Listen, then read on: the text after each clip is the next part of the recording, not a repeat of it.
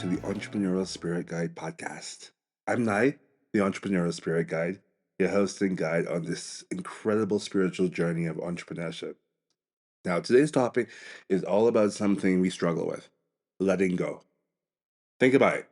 As entrepreneurs, we're taught to hustle, to hold on to every opportunity, and to keep, pushing forward regardless. But what happens when we cling to things that no longer serve us? I mean, this could be like a strategy that is no longer working, or a mindset that's keeping us stuck, or a client or project that completely drains our energy. Letting go isn't always easy, but it's often the most powerful step that we need to take in order to create the space for what truly matters.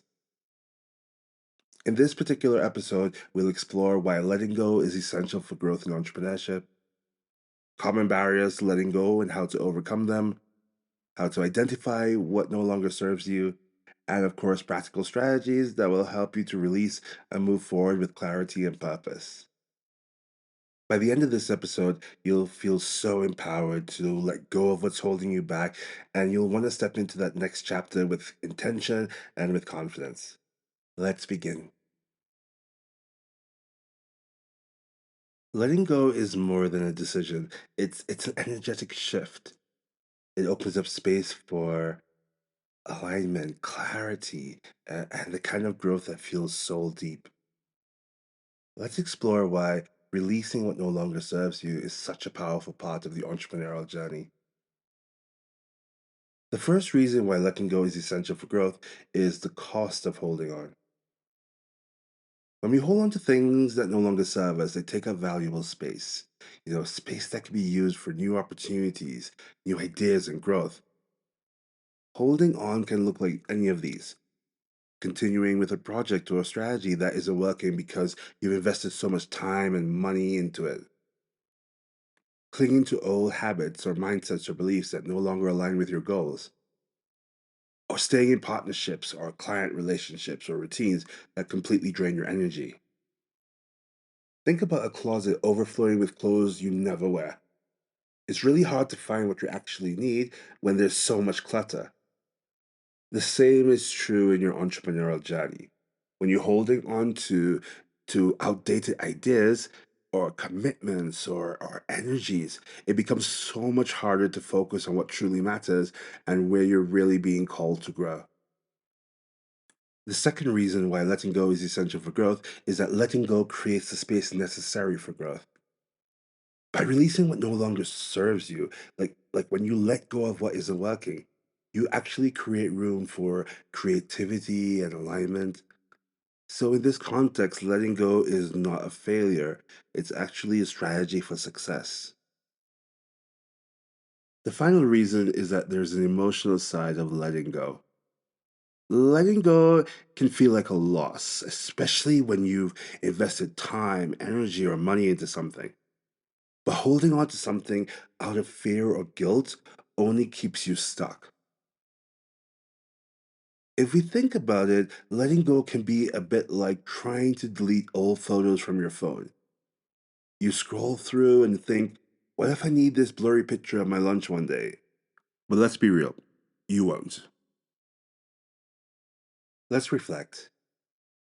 Is there something in your business, work, or life that, you know, it's time to let go of, but you've been holding on to out of habit, fear, or guilt? How is it impacting your energy and growth? I want you to think about it. Feel free to pause the episode, reflect, and document your thoughts in your journal. Okay, we know that letting go is important. However, we all know it's easier said than done. Why is letting go so difficult? What holds us back? What are some of the common barriers to letting go? The first barrier is the fear of change. We tend to click to the familiar because it feels safe, even if it's no longer working. The second barrier is what is known as the sunk cost fallacy, where we convince ourselves to hold on to something because of the time or money we've already invested, even if continuing to invest will cost us more. The third and final barrier is guilt or obligation. I mean, we might stay in draining partnerships or hold on to tasks out of a sense of duty, even when they're no longer aligned with our goals. I have an exercise for you at this time. Write down one thing you're holding on to out of guilt, fear, or habit. Reflect on how it's impacting your energy and focus. Make notes of your thoughts in your journal. Now that we understand the importance of letting go and that we've identified some common barriers to letting go, let's talk about how to identify what no longer serves you. First, conduct a life audit. Or if you have a business, for example, you can conduct a business and life audit. What I want you to do is to take a step back and assess your current commitments, strategies, and relationships. Ask yourself these questions. Does this align with my values and goals? Does this energize or drain me? Am I holding on to this because I'm afraid of change? Here's what you can do. Get paper or a tablet, any or your journal, of course. Create two columns. In one column, put what's serving me. In the second column, put what's not serving me. Think about the responses to the questions that we just asked. Think about, what comes to mind. Be honest with yourself and list all the items that you have in each category. Second, you could look for signs of resistance or frustration. I want you to pay attention to areas in your life or in your business where you feel resistance, frustration, or a lack of motivation. When you feel these or when you experience these, they're often clues that something needs to change. And finally, of course, and I'm always going to stress this one, listen to your intuition. Your intuition often knows what's not serving you, even if, your mind is trying to rationalize holding on to this thing. It's so important for us to take the time to pause, reflect, and really listen to our inner voice. Let's do a mini guided reflection. Close your eyes. Think about a current project, relationship, or habit. Does it feel light and energizing or heavy and draining? Reflect. Think about this. Know that the answer will come up. Trust that the answer will come up. It's so important for us to reframe the way we think about letting go. I want you to reframe letting go as an opportunity. See letting go as an opportunity. Instead of focusing on what you're losing, think about what you're gaining. This could be, freedom, clarity, the ability to focus on what truly matters. There is no ceiling to what spirit can awaken in you. We've identified what no longer serves you. The next area to explore is how you actually let go. Here are some strategies that you can use. First, always acknowledge the emotional challenge. Letting go often involves grief and guilt and fear. It's so important for you to acknowledge these feelings without any judgment. Here, you can journal about why you're holding on and what emotions come up when you think about letting go. Also, start small. I mean, letting go can feel so overwhelming, so it's good to start with something more manageable. Choose one small thing to release. It could be a minor habit or a low priority task or a physical object. Notice how it feels to let it go. A third strategy is to create a letting go ritual. When you use rituals, they can help you to create closure and to make the act of letting go feel more intentional. Here's how to do it: write down what you're letting go of and why, then symbolically release it. Tear up the paper, burn it, safely, of course, or you could also toss it in the recycling bin. You can replace old habits with new practices, which is another great strategy that you can use. Letting go creates space, but filling that space with something intentional will always ensure that you don't fall back into old patterns. What you can do here is to replace a draining habit with one that energizes you. For example, you can start your day with a mindful morning routine instead of immediately checking your messages or your emails. A great strategy is to seek support. Letting go already feels isolating, and it's so important for us to know that we don't have to do it alone. So, talk to a mentor or coach or a trusted friend about what you're letting go and why. Remember that these people can give you perspective as well as encouragement. And sometimes an outside perspective can really provide that clarity as well as that encouragement that we are really looking for. You can conduct a release and replace audit. Letting go creates space, and so it's equally important to replace what we're releasing with something that's truly intentional.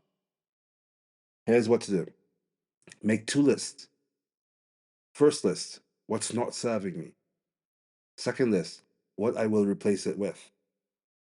For example, let's say you're letting go of late night working habits. You can replace these with a calming evening routine. Another useful strategy is to replace emotional guilt with gratitude.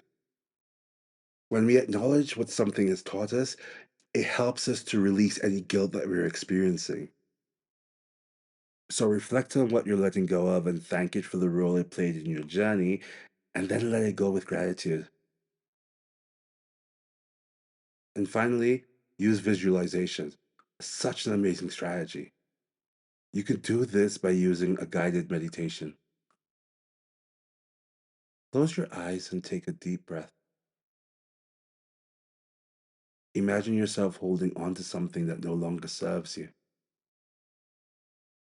Picture how it feels: heavy, restrictive, draining. Now visualize yourself releasing it, watching it float away like a balloon. Feel the lightness and freedom that comes with letting go. After you use one of these practical strategies, any of the eight that I just gave you, it's essential for you that you celebrate your progress. Letting go is a brave step, and celebrating it reinforces that positive change. Every step that you take to let it go deserves recognition. Here's how to do it: choose one thing from your what's not serving me list and take one action this week to release it. Acknowledge the progress you make, regardless of how small it is. And treat yourself to something that brings you joy or fulfillment as a reward for letting go. Before we wrap up, let's take a moment to reflect and take action. What's one thing in your life or your business that you know it's time to let go of? What's one small step you can take this week to release it? How will releasing it create space for growth and alignment? This week, create your what's serving me versus what's not serving me list. Choose one item from the not serving me column and take action to let it go. Notice how it changes your energy and focus. As always, I'd love to hear about your letting go journey. So please share your experience with me on Instagram at the Entrepreneurial Spirit Guide, or feel free to send me an email at the Entrepreneurial Spirit Guide at gmail.com. Alternatively, please share your story of what you're letting go on your own social media and feel free to tag me. It's so great to share our stories with each other because we can support and inspire each other. Your story could actually inspire others to release what's holding them back. Thank you so much for joining me for this episode of the Entrepreneurial Spirit Guide Podcast. Now, remember, letting go isn't about losing, it's about gaining clarity, freedom, and alignment. Sometimes when we release what no longer resonates with us, we open space up for the right connections to find us. Next week, in episode 17, we're stepping into something truly heart centered: the magic of networking, building authentic connections. This isn't about surface level conversations or collecting contact. It's about energy alignment and the kind of soulful relationship to help you to grow, expand, and feel deeply supported on your path. It's all about creating space for connection that truly aligns. And so I'm really excited to walk you through this. So until next time, stay inspired, stay intentional, and keep moving forward with purpose. Remember that letting go is not the end, it's the beginning of something new, something spiritual, something truly amazing. You got this.